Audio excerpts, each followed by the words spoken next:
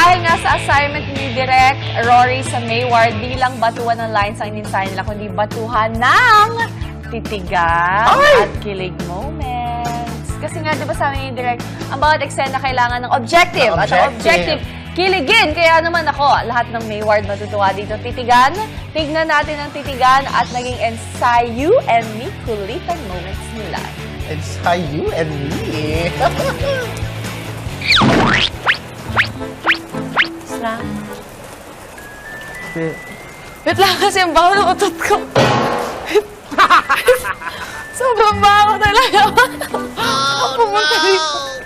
5, 6, 7, 8. Nung nakita kita, napangiti mo na ako. At nang... Ay, wait. Hindi pa. Ha? Ay, sige, I look at you kasi nang lumapit ka when you come. Ah, sige. Okay. So, 3, go. Nung nakita kita, napangiti mo na ako. Yippee!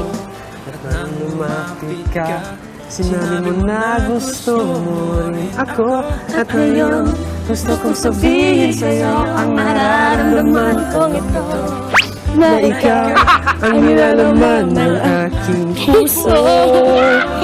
Baliw na baliw. Oh, like that. Baliw ako sa'yo. Aking sita. Oh, my.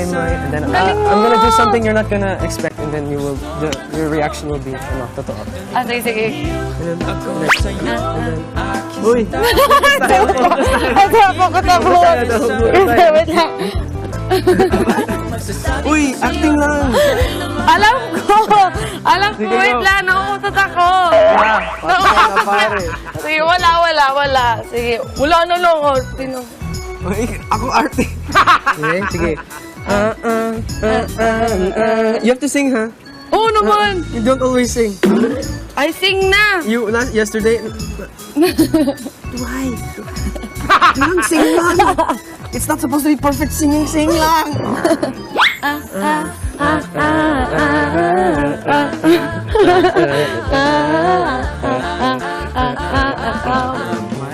May ko, mahal naman kita. Yay!